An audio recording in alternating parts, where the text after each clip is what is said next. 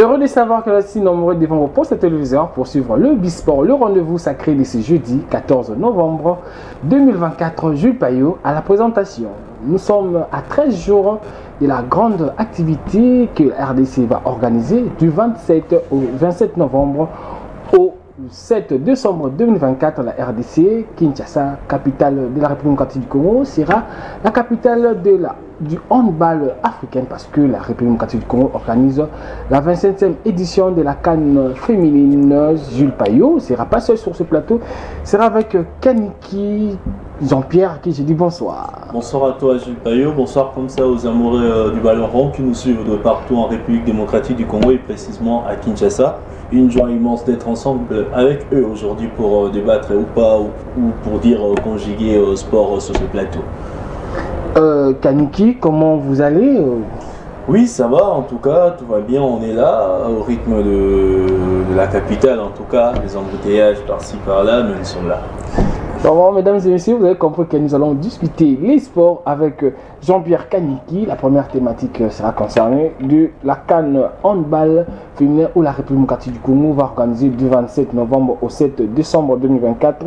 La deuxième, nous allons parler les éliminatoires CAN Maroc 2024, la 5e et la 6e journée où la RDC est déjà qualifiée. Mais l'objectif du coach manager de la République démocratique du Congo, Sébastien Desabre, est déterminé avec 18 points possible et nous allons finir avec la Ligue nationale de football. Mais avant de plonger à nos trois thématiques, nous allons plonger d'abord avec le football féminin, avec le TP Mazembe qui a raté sa deuxième victoire. C'était le mardi dernier. 1 but à 0. Le TP Mazembe a perdu. Disons que le TP Mazembe peut quand même gagner sa troisième pour espérer une qualification en quart. Oui, c'est possible avec le TP Mazembe parce que vous savez, malgré le 1 but à 0, Mazembe a quand même démontré Angers qui était félicitable sur le terrain. Mais juste de couac au niveau de l'attaque et puis au niveau offensif où on a constaté qu'il y avait vraiment trop de finish ou bien de finition qui ne parvenaient pas en fait à des résultats positifs. Mais déjà, avec ce CG là qu'ils présentaient de collectivité, et s'ils amélioraient de ce côté, le côté faille constaté lors du match récent, je pense que Mazembe pourrait s'y rattraper comme il se doit pour bien faire les choses ou bien atteindre les objectifs de ces rencontres ou bien de cette compétition. Déjà Mazembe joué sa première journée, il a battu University Western du Cap de l'Afrique du Sud 2 buts à 0 et il a perdu sa deuxième rencontre face à Isfar, l'équipe du Maroc. C'est l'équipe qui accueille cette compétition. 3 buts à 1 dans cette 4e édition de cette Ligue des champions féminin, la 4e édition. Et la grande surprise de la première journée, c'était la défaite de Mamelodi. Mais à la deuxième journée, la Mamelodi Sundowns a battu l'équipe de CBE Football Club sur de 4 buts à 0. La tenante du titre a repris ses griffes. Oui, bien sûr que vous voyez le truc avec le football, c'est que c'est le réalisme, comme je l'ai dit souvent. C'est vrai qu'il y a de grands clubs en fonction des titres qu'ils ont, il y a de grands clubs en fonction de leur palmarès et autres, tout ça. Mais aussi, il faudrait voir le côté petit club, c'est qu'à chaque fois qu'ils se lancent dans une compétition, ils essaient de voir de quoi qu'ils essaient de se battre pour tenir ou bien de prendre une place aux côtés de ce grand club et puis faire aussi de l'histoire. Alors le grand club ne doivent pas en fait sous-estimer ces clubs-là en fonction de leur titre ou bien en fonction de leur palmarès pour essayer d'avoir des abus de confiance qui vont permettre de ne pas bien jouer. Mais par contre, on est là pour vivre toujours des surprises. Mamelodi Sundowns qui est très bien revenu et après un moment on ne l'avait pas reconnu dans les entames, on ne l'avait pas vraiment reconnu. Le club Mamelodi Sundowns est arrivé à un moment, on avait tendance à croire que peut-être qu'il ne s'était pas préparé, mais après c'est là on a constaté que non, il y a eu évolution. Et de l'autre côté avec les Marocains, bon, ça se joue, on est là vraiment entre devoirs, on constate et après on pourra avoir à boire et à manger pour bien discuter. Après 2 journées, le TP Mazembe est deuxième de son groupe avec 3 points. La première position est occupée par les Ice Far avec 6 points déjà qualifiés pour le quart de finale. La troisième position, on vient trouver University des Captains avec 3 points parce qu'il avait battu les Aigles de Medina, une équipe sénégalaise. L'équipe sera la prochaine adversaire du TP Mazembe. Donc le groupe A est chapeauté par les Ice Far du Maroc avec 6 points. Deuxième position, on trouve le TP Mazembe féminin avec 3 points. University vient à la troisième position avec 3 points. Et Medina, les Aigles de Medina, vient à la quatrième position avec 0 unité. Concernant le groupe B, sont les filles des Edo Queens qui sont à la première position avec 4 points, suivi de AFC Massar avec 4 points. Les Mamelodi Sound Queens sud-africaines sont à la troisième position avec 3 points. Et le CBF Football Club occupe la quatrième position avec 0 unité. Directement, nous embrassons notre toute première thématique concernant la 27e édition de la Coupe d'Afrique des Nations Handball où la RDC est le pays organisateur. Kaniki, la RDC est-elle prête pour organiser cette grande messe de la balle à main? Bon, jusque-là, c'est vrai qu'on ne semble pas en train de sentir sur terrain une grande, comment on peut dire, une sensibilisation ou bien une grande visibilité en fait de l'organisation de cette compétition. Mais on peut dire que la République démocratique du Congo est en train de fournir ses efforts. Déjà, à ce que je sache, le président Amos Mbayo a rencontré l'organisateur de G de la francophonie. Monsieur Isidore Kwanza. Oui, pour essayer un peu de discuter au sujet de cette organisation. Ça montre déjà qu'il y a de la volonté pour essayer de ressortir quelque chose de magnifique. Et si peut-être ils ont très bien discuté, je pense, avec les idées recueillies de l'autre côté, parce que c'est très important lorsqu'on se lance dans l'organisation d'une compétition pour une première fois, de toujours faire des études sur terrain, mettre des enquêtes, faire des études de faisabilité. Comment ça s'était passé avec les autres. Les autres, ils avaient rencontré quel type de difficultés, comment ils avaient pallié à ces difficultés, de telle façon qu'on puisse pas vivre une compétition qui aura des failles ou bien de stop pour ne pas faire honte à notre pays. Bien sûr, je pense que dans le jour à venir, ils vont nous présenter un très bon résultat et nous serons là pour prendre les retransmissions de ces différentes rencontres qui vont se jouer et puis voir peut-être aussi la République démocratique du Congo remporter cette compétition. Et déjà, pendant 2 jours, la Fédération congolaise de football chapeautée par M. Amos Mbayo avait organisé un séminaire de mise à niveau de chevaliers de la plume sportive pour donner quelques éclaircissements et faire la mise à niveau pour faire revivre encore les ABC des handball. C'était passé du lundi au mardi du côté du stade du gymnaste où va se disputer la compétition.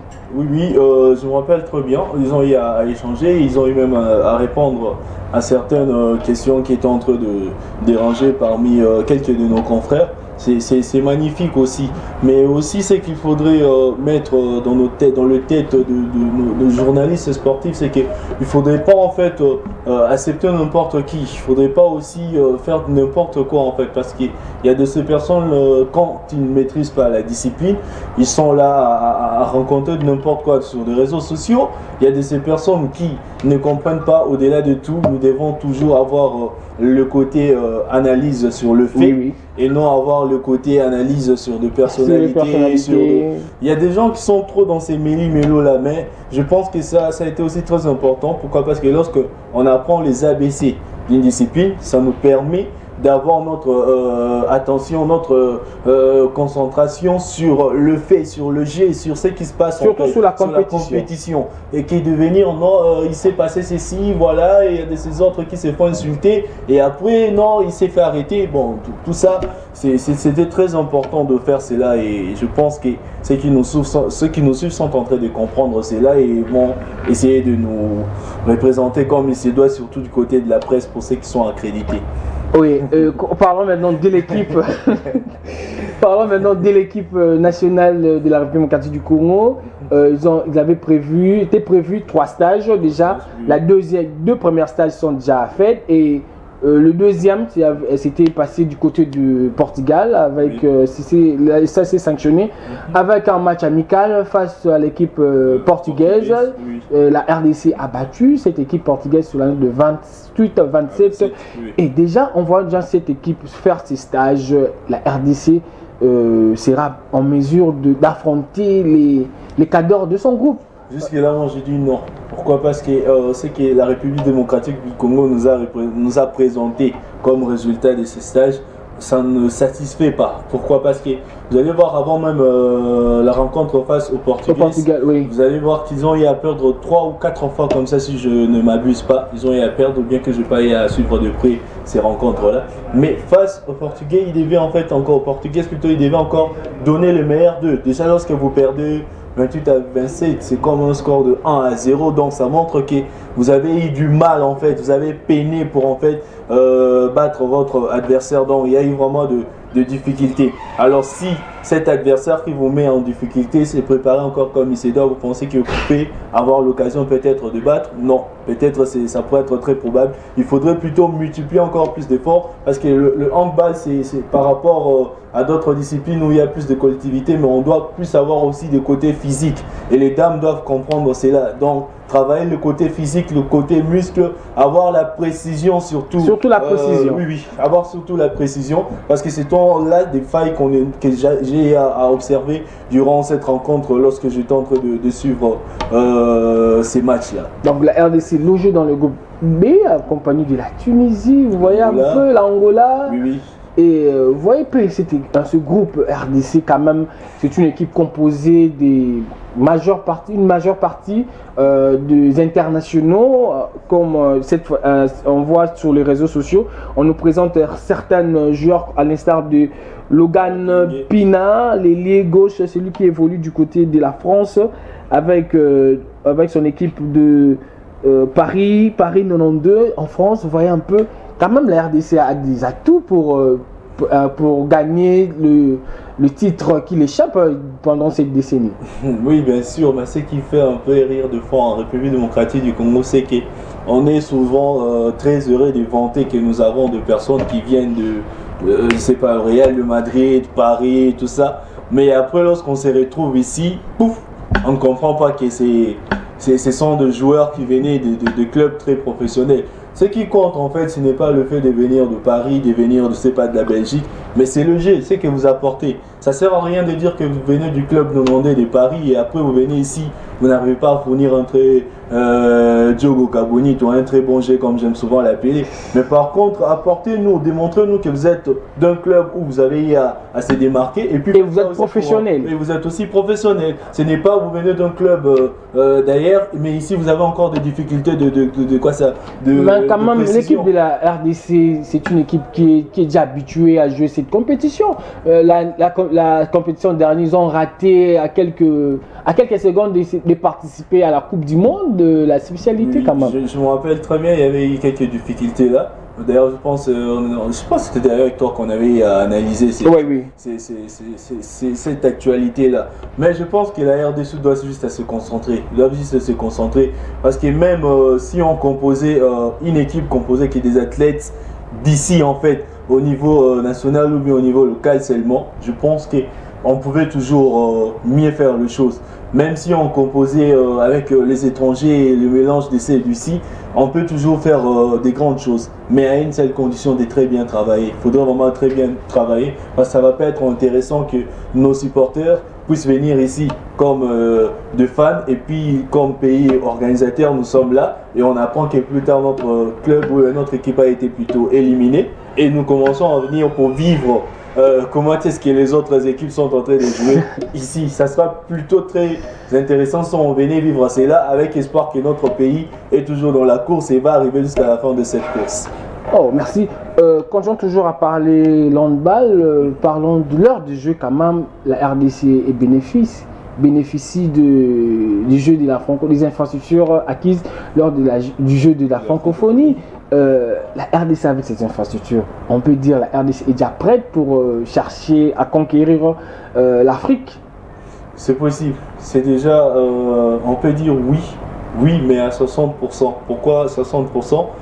si la République démocratique du Congo n'était pas prête, on aurait déjà eu le comité organisateur qui devra en fait se prononcer et décliner pour essayer de sauver déjà l'organisation ou bien de sauver le début de cette compétition avec un autre pays ou bien avec d'autres plans B. Déjà on a rencontré ce genre de problèmes. À quelques mois de la compétition, la RDC a désisté à certaines compétitions. Bon, là c'est logique parce qu'on a parlé de quelques mois, mais là nous sommes à quelques jours. À quelques jours, oui. Nous sommes à quelques jours, vraiment désister en ces moments ici, ça va être très compliqué, d'où notre pays est vraiment obligé. Et vraiment, donc, nos organisateurs sont vraiment obligés de donner le meilleur d'eux pour que cette compétition puisse se réaliser ici. Déjà, moi, j'apprécie beaucoup la façon de faire de Amos Mbayo, qui n'a pas voulu directement se lancer sur terrain dans le sens qu'il veut directement organiser les choses, mais a eu plutôt la sagesse de discuter avec les autres, les habitués,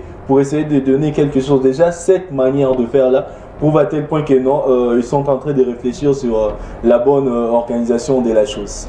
D'accord, on continue toujours à parler de l'handball, maintenant l'handball local, avec la 39e Coupe du Congo. Le Go se donne aujourd'hui, jeudi 14 novembre, avec dans les deux versions. Dans le groupe A, chez le messieurs, il y a des groupes dans chaque version. Le groupe A, nous avons le JSK, nous avons le Scorpion, nous avons Rouette Mbujimaï.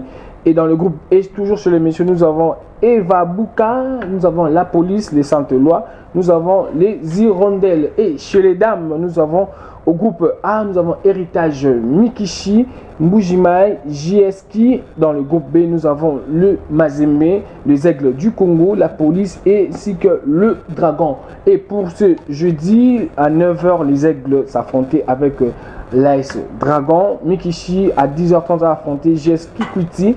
Le Scorpion a affronté Mbujimaï. Et chez les dames, il y avait il était prévu qu'une seule rencontre. Il y avait 3 rencontres aussi. À 16h30, JSK jouait Rouette, Mazembe jouait la police et Eva Bouka jouait le Sainte-Lois Loupopo. Vraiment, chers amis téléspectateurs, la compétition va continuer.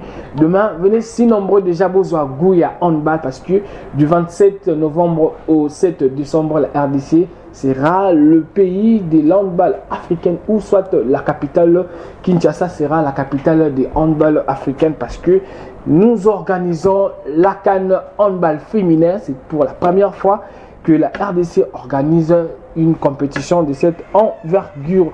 Nous changeons de chapitre pour parler des Léopards, les éliminateurs CAN Maroc 2025 où la RDC est déjà quasi qualifiée, mais l'objectif est de se qualifier avec 18 points sur 18 comme le coach manager Sébastien Dusabre avait parlé lors de la conférence de presse devant le chevalier de la plume sportive. Et la République démocratique du Congo se trouve déjà du côté d'Abidjan où la République va jouer face au Sili national ce samedi 16 novembre à partir de 20h heure de Kinshasa au stade Lassana Ouattara ou soit le stade de Ebimbe. Déjà la RDC a joué dans ce stade lors de la CAN Côte d'Ivoire où la République démocratique du Congo avait terminé à 4e position.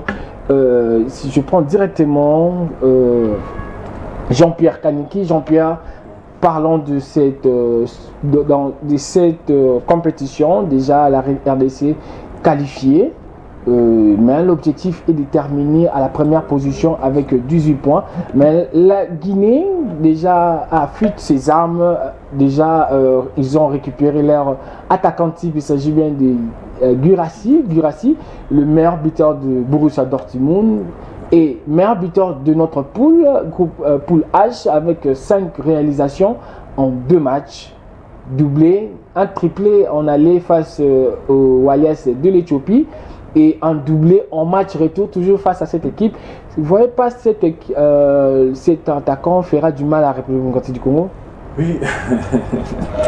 Bon, c'est possible. Moi, je dirais comme j'ai dit souvent un confrère dont j'étais le nom, et qui dit toujours tous les coups sont permis. Mais vous savez, la République démocratique du Congo n'est pas une petite équipe.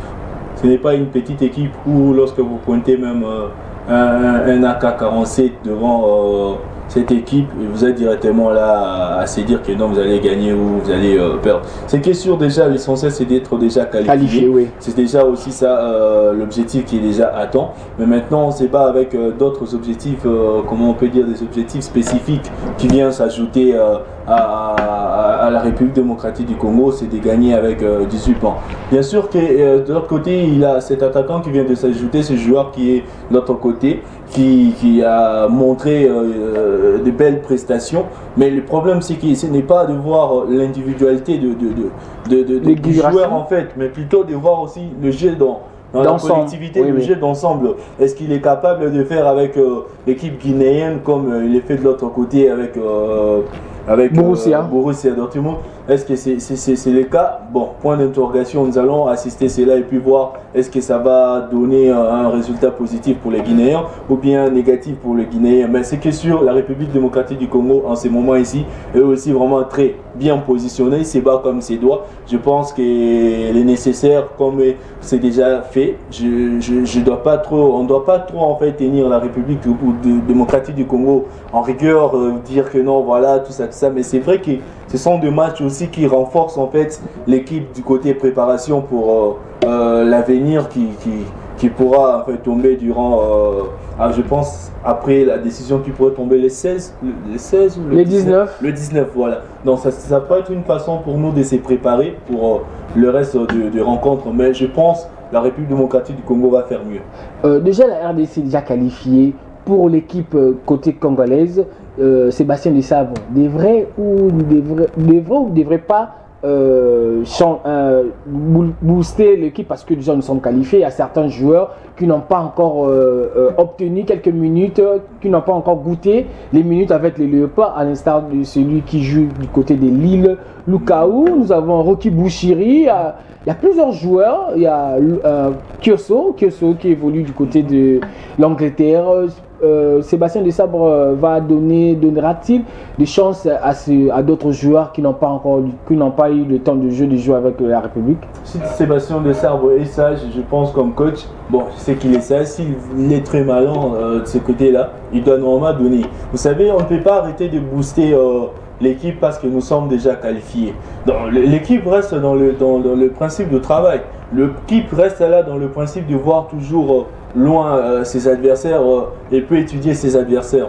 Et du coup, moi je pense qu'il faudrait plutôt utiliser une stratégie où on fait peut-être face à la prochaine rencontre avec les joueurs qui sont déjà habitués, qui ont déjà goûté à ces minutes-là avec le Léopard. Ils jouent de telle façon qu'ils puissent déjà faire mal du côté score et puis permettre vers la deuxième période, si on mène déjà avec un bon score, qui nous permet de chanter la victoire avant la fin de cette guerre-là. Alors prendre des joueurs qui n'ont pas goûté, les insérer dans la prochaine période et puis voir comment est-ce qu'ils sont en train de se débrouiller sur le terrain, parce que ce n'est pas sur le banc qu'on va connaître que tel joueur qui nous vient de tel endroit est capable de fournir ceci. C'est vrai qu'il y a aussi le côté entraînement où nous sommes en train d'étudier et voir ces joueurs comment est-ce qu'ils évoluent, mais il faudra aussi étudier ces joueurs-là face aux adversaires, face à l'équipe du côté entraînement qui se scinde en deux et puis jouer entre eux. Moi je pense qu'ils doivent vraiment jouer à cette stratégie-là et ça va permettre à ce qu'on puisse voir l'équipe aller de l'avant. C'est qui est vrai,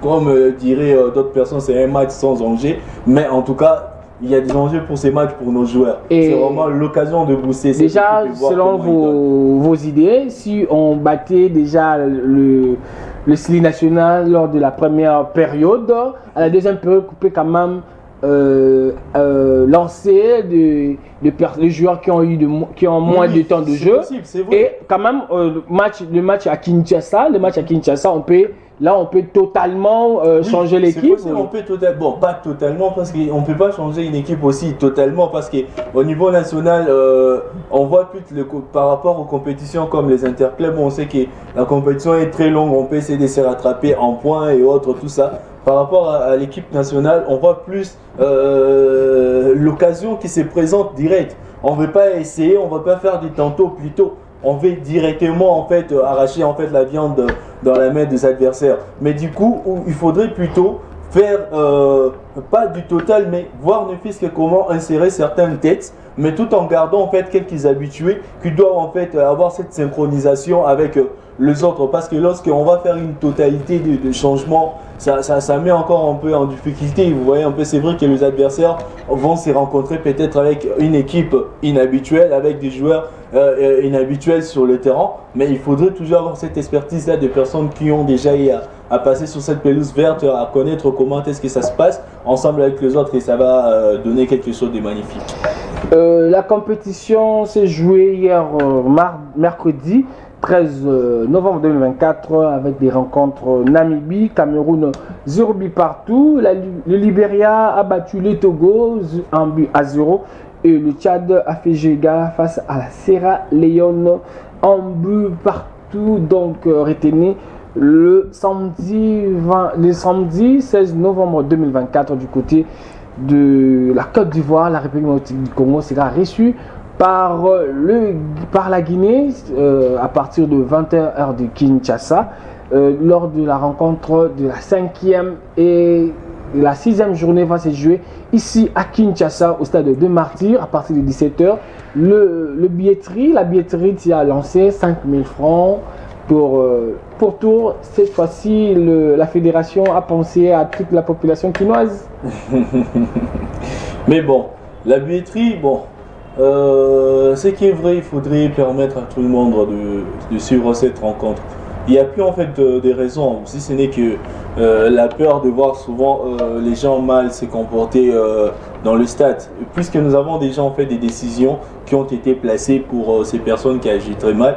Et puis le niveau sécuritaire qui a été aussi amélioré. Des fois on voit là au niveau des entrées c'est renforcé, des fois même par la garde républicaine qui se pointe. Des fois là ce n'est plus un truc à craindre. Il faudrait laisser et puis permettre à tout le monde de suivre cette rencontre. Mais le côté billetterie, déjà 5 000 francs, c'est abordable pour tout le monde. Chaque personne peut avoir, à moins qu'on puisse vivre certaines réalités comme des personnes qui ont payé des billets bien avant, arriver à la porte, pouf, les gens ne peuvent plus entrer. Les gens ne peuvent pas entrer, certains même se pointent à l'heure, il y a de personnes qui n'arrivent pas, soit c'est la garde républicaine qui doit contrôler les billets, soit des fois les organisateurs du côté porte ne sont pas là. Donc il faudrait juste arranger de ce côté-là pour permettre à des personnes, parce qu'il arrive des fois les gens n'entrent pas au stade, mais il y a de la place au niveau à l'intérieur du stade. Il y a encore vraiment beaucoup de place où on peut s'installer et puis suivre la rencontre. Si on peut voir de ce côté-là, ça va nous permettre, parce que les décisions ainsi que le côté sécuritaire, tout ce qu'il faudrait pour permettre à ce qu'il puisse y avoir de contrôle ont été déjà mises en place. Alors il faudrait juste permettre à tout le monde de suivre cette rencontre, parce que la beauté du football, ou bien une équipe aussi se sent souvent soutenue lorsqu'ils voient une masse de supporters qui sont de l'autre côté du gradin en train de chanter, en train de motiver, en train de booster, et ça permet aussi aux joueurs de donner le meilleur d'eux et puis d'être assurés sur la quelque chose à épingler cette fois-ci, on n'a pas délimité le nombre, on n'a pas limité les nombres des spectateurs comme l'autre fois. Mais là maintenant c'est risquant. C'est risquant lorsqu'on limite pas. Bon, limité dans le sens où je peux dire, ça veut dire on sait que le terrain est capable, le stade est capable de contenir tel nombre 80 000 places. 80 000 places. Eh bien allons jusqu'à 80 000 places. Après 80 000 places, on ne déborde pas, parce que nous tous nous savons avec ce qui s'est passé au stade comme différentes activités. Oui. Nous savons les conséquences de lorsqu'on va au-delà des 80 000 places, ce qui arrive souvent. Et pour ne pas tomber dans ça, soyons juste dans ces principes-là. Soyons juste dans ces principes. La République démocratique du Congo va selon les propos de Sébastien de Sabre, va terminer à la première position avec 12 points possibles, une chose qui n'a pas été faite depuis la création de la Fédération congolaise de football. La dernière fois où la RDC a fait un exploit lors des éliminatoires de la CAN, c'était lors de la Côte d'Ivoire. Non, c'est qualifié avec beaucoup tant de victoires. C'était lors des éliminatoires CAN 2017 avec Florent Ibenge. La République démocratique du Congo avait fini à la première position avec 15 points. Nous étions avec la République centrafricaine, la Libye et le Congo-Brazzaville, je crois bien. Je pense bien, oui. Pas le Congo-Brazzaville, il y avait une équipe là que la RDC avait battue, la Libye aller-retour. Celle l'équipe que nous avait battue, c'était le Centrafrique, c'était sur l'un de 2 buts à 0. Et ici à Kinshasa, le score était de 4 buts à 1 du côté du stade de Marty. La République démocratique du Congo avait fini à la... Oui, oui. Et après, ils avaient rejoint le Gabon, le Maroc, je me rappelle. Oui, bien. oui. Oui, oui. Je vois. Et depuis lors, la République démocratique du Congo n'a pas encore fini avec tant de points possibles. Calcul ici là, la masolo et Léo. Non, mais calcul ici là, pourquoi? Parce que nous constatons des fois aussi, il y a eu une période après 2017, il fallait faire du calcul, en le sens que s'il arrivait que tel club, telle équipe perdait, et puis nous on gagne encore ces matchs, et après ça, là, on peut nous dépêcher. C'est à partir de ces phénomènes-là que calcul a vu ceci là. Mais je pense que la RTC va nous surprendre cette fois-ci avec ces techniciens des sabres qui ne cessent en fait des fois de nous surprendre. En tout cas, je pense que la RDC est en train de revenir, elle est en train de remettre les gens dans la soif en fait du football au niveau de la République démocratique du Congo. Kaniki, là, si la République démocratique du Congo, à travers ses léopards, nous donne encore le sourire au niveau africain, mais sur le plan national, il y a à boire et à manger. Déjà hier, pour le compte du groupe B, c'est joué 4 rencontres à Lubumbashi au stade de Kibasa Maliba. Lubumbashi Sport a fait jeu égal face au cercle sportif de Don Bosco en but partout. Les TP Mazembe battaient le groupe Bazano en but à 0. Au stade de Dominique Duro, à la première explication, le blessing a été tenu en échec par l'US Chinkuku, 0 but partout. Et à la deuxième explication, le match a été arrêté entre le AS Simba et les Santola Lupopo. En plein 21e siècle, on continue toujours à contester l'arbitrage en championnat national en République démocratique du Congo. Est-ce que la VAR doit intervenir dans ce championnat? Normalement, oui, ça doit intervenir. Nous sommes en plein 21e siècle et c'est le siècle de la numérisation. On ne peut pas en fait progresser dans un monde sportif pendant que la numérisation est en train de progresser ailleurs, par-ci, par-là. Vous avez rencontré, c'est là lors de ces matchs qui a joué de l'autre côté de l'Europe entre le Real de Madrid face au Barcelone, qui pouvait en fait nier en fait les orgies de surtout Real. Le match Barcelone Real Sociedad. Oui, vous avez vu l'orge de Lewandowski. Exactement, qui pouvait nier. Là, tout a été démontré et il y avait des preuves. Mais le problème, c'est qu'au niveau de ces siècles où nous sommes, lorsqu'il y a quelque chose et que les gens sont contre, c'est là. Il n'y a pas en fait de preuves tangibles à montrer, c'est là. On ne peut pas démontrer que non, c'était vrai ou faux. Vous voyez un peu. Et le bien avec la numérisation, lorsqu'on introduit la VAR, on peut même revenir et revoir que non, réellement, la faute, réellement, ce but doit être annulé, réellement, c'est en but. Mais puisque à notre niveau, nous n'avons pas encore cela, il est un peu très difficile, mais on ne peut que suivre le seul maître du terrain, qui est l'arbitre. La décision qu'il donne, c'est la décision que nous allons suivre.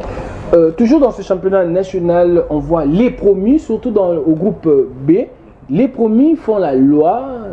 Et ils maltraitent les cadors de cette les habitués de cette compétition. Quand on voit New Jack battre Renaissance 4 buts à 0 et être battu difficilement par l'Udarek Motema Pembe 2 buts à 1, tenir Vita Club en échec 0 but partout et quand même se positionner dans le 5 meilleur du championnat pour l'instant au classement. Mais déjà, c'est qu'il faut savoir que New Jack n'était pas en train de croiser les bras pendant que les autres étaient en train de chanter la victoire, de jouir en fait des autres bénéfices qu'ils avaient de l'autre côté. New Jack s'est préparé et c'est que New Jack est en train de présenter maintenant, c'est juste le fruit, les résultats de sa préparation. De sa préparation. Et de l'autre côté, les autres clubs qui étaient trop déjà dans l'assurance, parce que ce n'est pas parce qu'on s'appelle tout-puissant Mazembe qu'il faudra en fait oublier qu'il est de l'autre côté. TP Mazembe, nous reviendrons. C'est pas parce qu'on est Asvita Club et puis qu'on s'est dit que non, de l'autre côté, on oublie qu'il y a New Jack de l'autre côté et Renaissance de son côté. Ça, ce n'est pas une surprise pour moi, parce que nous connaissons ce qu'il y a toujours comme problème du côté Renaissance. Surtout Renaissance, 3 défaites consécutives face à Dauphin Noir, 2 buts à 1, face à New Jack 4 buts à 0. Et face à Manier Magnon par forfait, l'équipe orange de la capitale ne sait pas déplacer. Quand déjà un club a déjà des problèmes, attendez-vous toujours à ce que le finish ne soit pas bon. Donc, il faudrait d'abord voir le côté problème Et après, voir maintenant comment le match doit se jouer. Parce que le football, ça se joue aussi au niveau mental de joueurs. Si les joueurs viennent de quelques problèmes qui ne permettent pas, c'est qu'ils puissent très bien atteindre les objectifs de leur rencontre, bon, ça serait très compliqué. Mais bon, on est en train d'observer Renaissance, nous sommes en train de voir le championnat est toujours en cours et nous allons voir, sans oublier qu'il y a aussi le TP Mazembe qui des fois aussi peut nous surprendre malgré tout. Il peut perdre, il peut des fois gagner, il peut faire un nul, mais déjà, du côté classement, nous savons. Mazembe commence à obtenir des points sur tapis vert, le bureau. Mais un petit souci, la Linafoot a tranché le dossier, les litiges entre le TP Mazembe et Saint-Eloi Lupopo.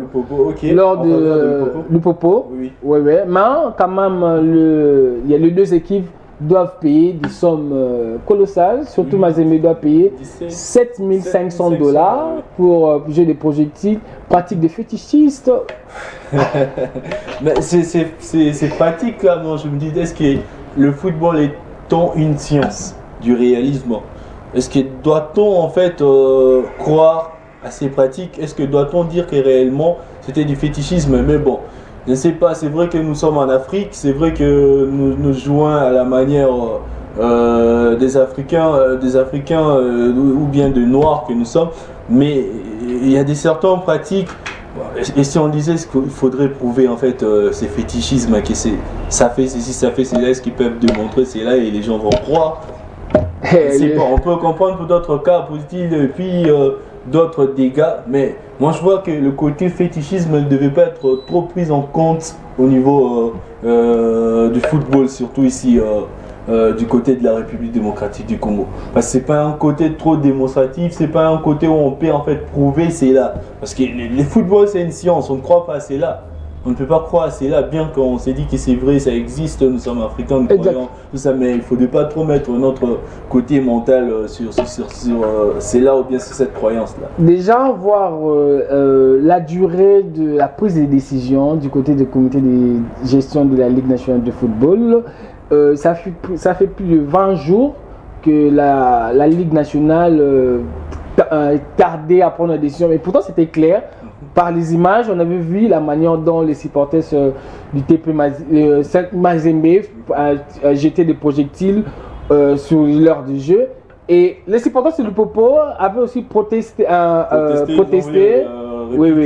Répliqué. C'est la cause que la Linafoot a jugé bon que le Saint-Eloi Lupopo puisse aussi payer une amende de 1 000 $. Ce qui a rendu en fait le jugement équitable pour une fois que j'ai apprécié de ces côtés-là la Linafoot. Ça c'est en tout cas magnifique. Si on gardait au moins cette allure-là, ça pourrait être magnifique et ça va donner au moins des leçons aussi à nos supporters de savoir comment en fait se comporter par rapport à nos clubs qui sont en train de discuter les rencontres. Déjà, cette équipe de TP Mazembe qui prend des gardiens, les transformer en gardiens. Mais quand même, ça sourit pour les TP Mazembe.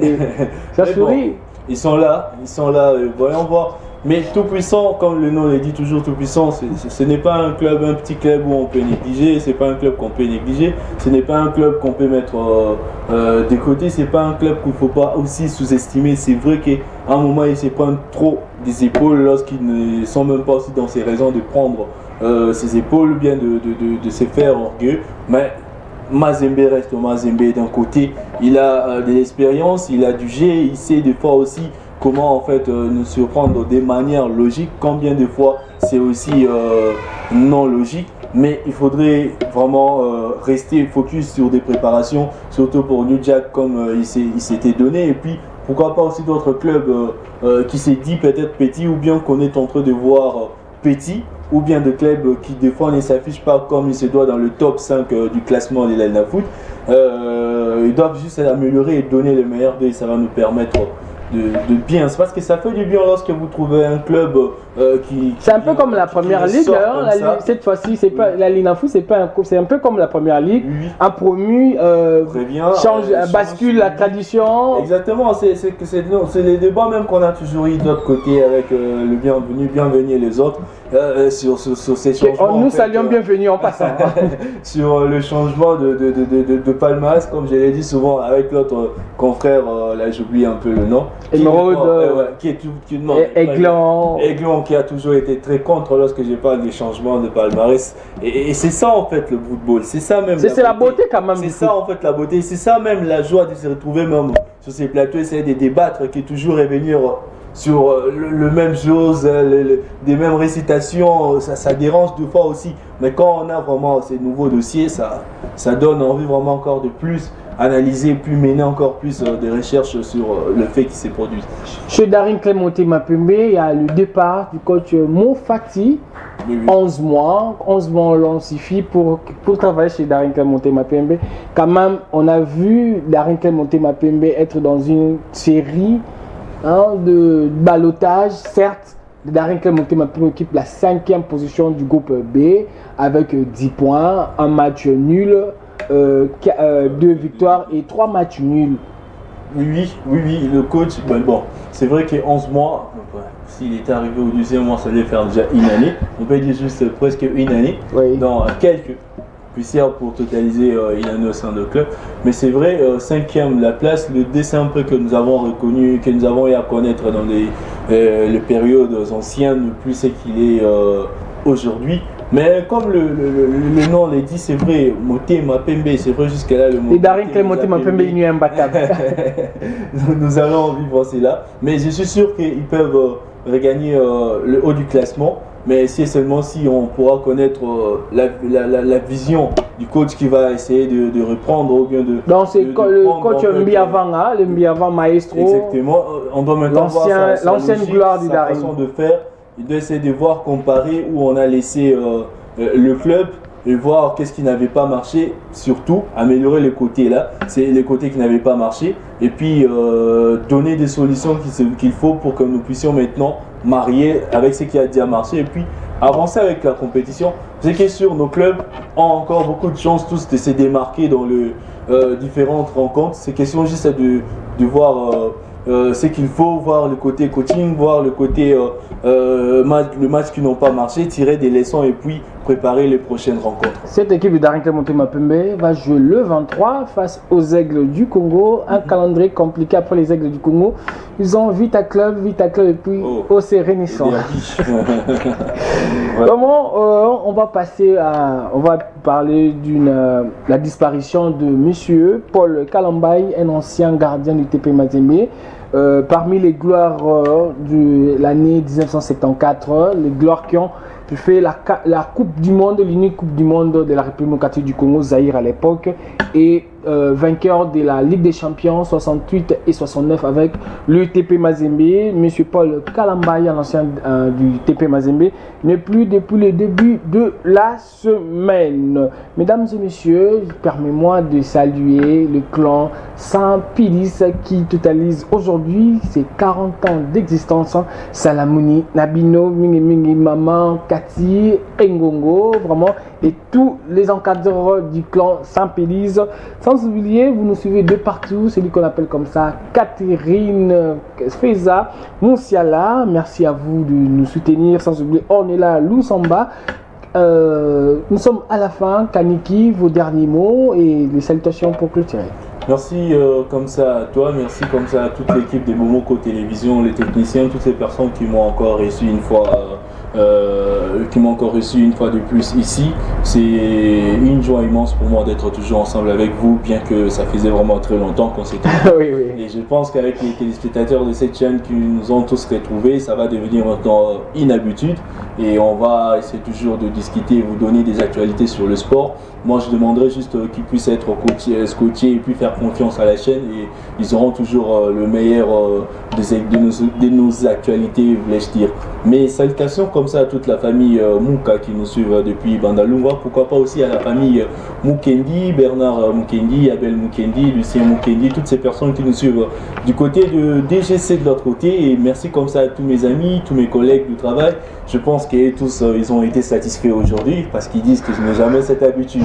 Merci beaucoup. Mais ça manque une personne, hein, la lettre seulement, hein, la lettre qui qui vous donne la joie de vivre. Hein. Vraiment. Vous avez oublié, bon. Qui ça encore? La lettre? La lettre qui vous donne la joie de vivre. Ah, la lettre. Bon, je pense que tu peux déjà boucler l'émission et on va partir. Mesdames et messieurs, nous sommes arrivés à la fin de cette belle émission. Jules Payot était à la présentation. Il a reçu Kaniki, Jean-Pierre, un analyste et journaliste sportif. Et pourquoi pas le présenter comme un assistant à l'Institut. C'est maintenant l'UNISIC, l'Université des sciences de l'information et de la communication. Ex-IFASIC. Vraiment, grand merci à celui qu'on appelle comme ça, Merveille Katumba, Gédéon Toula, Harmonie, sans oublier aussi Glody Nyamouissi. On se donne rendez-vous au prochain numéro avec le même plaisir et les mêmes sourires. Au revoir.